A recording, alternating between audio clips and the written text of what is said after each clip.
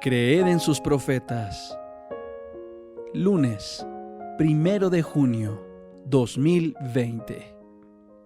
Salmos 120. A Jehová clamé estando en angustia, y él me respondió. Libra mi alma, oh Jehová, del labio mentiroso, y de la lengua fraudulenta. ¿Qué te dará o qué te aprovechará, oh lengua engañosa? Agudas saetas de valiente con brasas de enebro. Ay de mí, que moro en Mesec, y habito entre las tiendas de Cedar.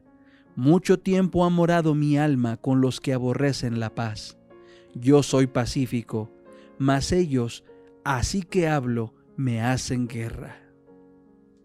El conflicto de los siglos, capítulo 40. El tiempo de angustia.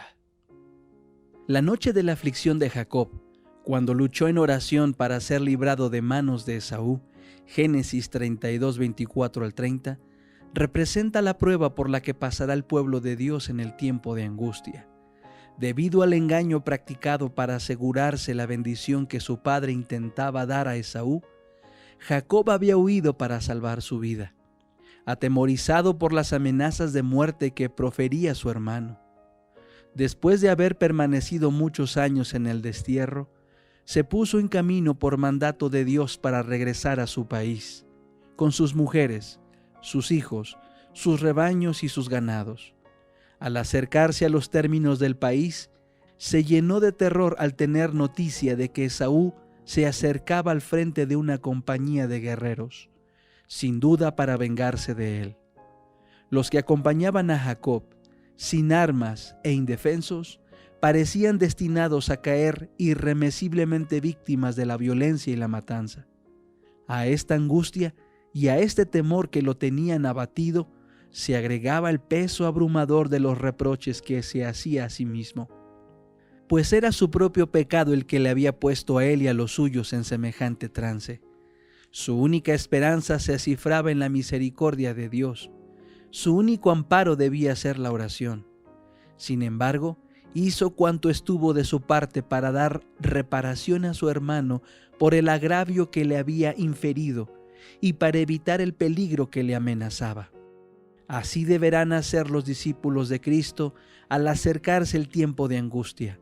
Procurar que el mundo los conozca bien, a fin de desarmar los prejuicios y evitar los peligros que amenazan la libertad de conciencia. Después de haber despedido a su familia para que no presenciara su angustia, Jacob permaneció solo para interceder con Dios. Confiesa su pecado y reconoce agradecido la bondad de Dios para con él, y a la vez que humillándose profundamente, invoca en su favor el pacto hecho con sus padres y las promesas que le fueran hechas a él mismo en su visión en Betel y en tierra extraña. Llegó la hora crítica de su vida. Todo está en peligro. En las tinieblas y en la soledad sigue orando y humillándose ante Dios. De pronto, una mano se apoya en su hombro.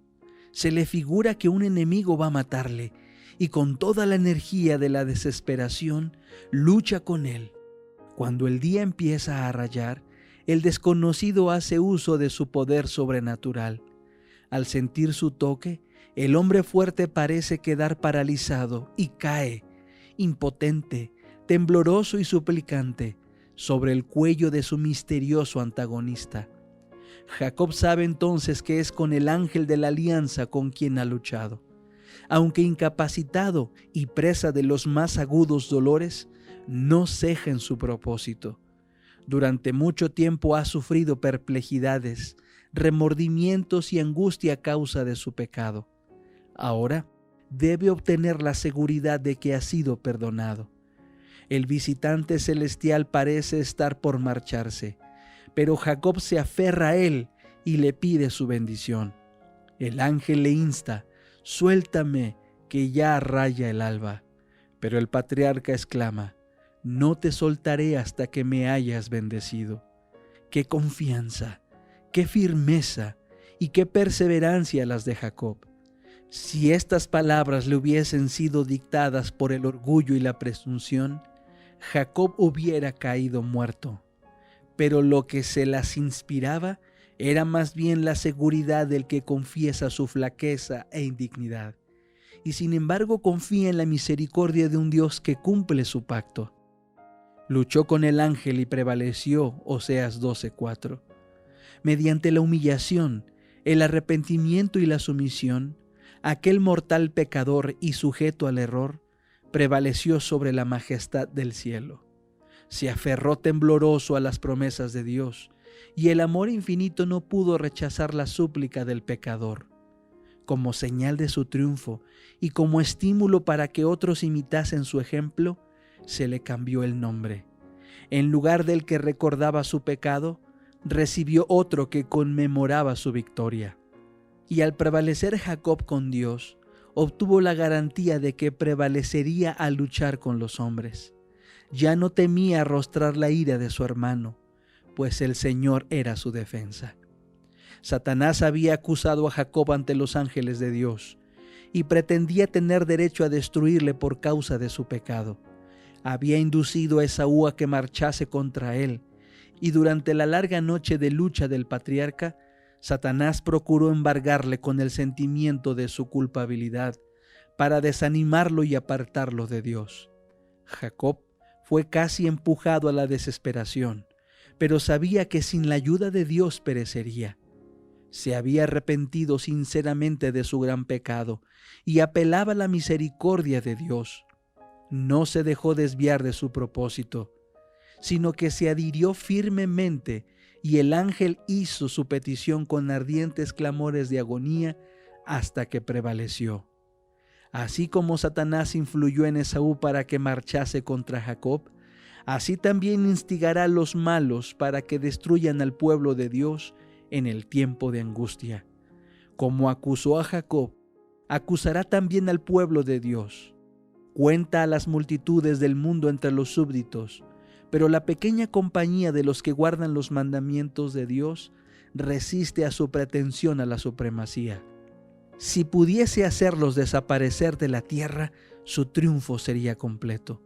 Ve que los ángeles protegen a los que guardan los mandamientos e infiere que sus pecados les han sido perdonados, pero no sabe que la suerte de cada uno de ellos ha sido resuelta en el santuario celestial.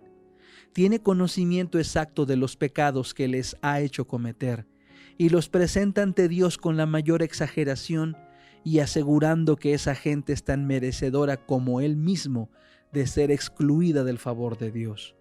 Declara que en justicia el Señor no puede perdonar los pecados de ellos y destruirle al mismo tiempo a él y a sus ángeles. Los reclama como presa suya y pide que les sean entregados para destruirlos.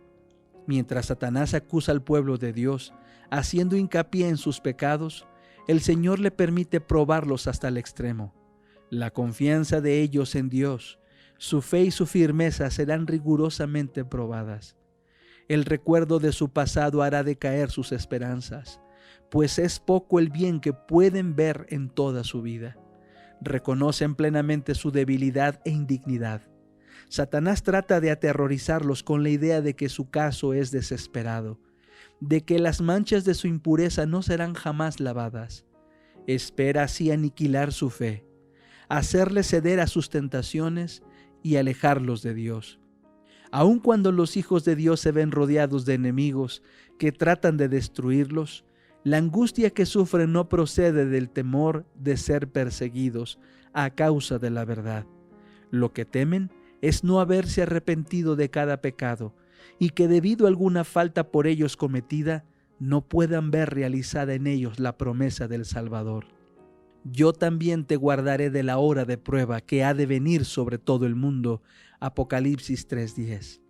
Si pudiesen tener la seguridad del perdón, no retrocederían ante las torturas ni la muerte.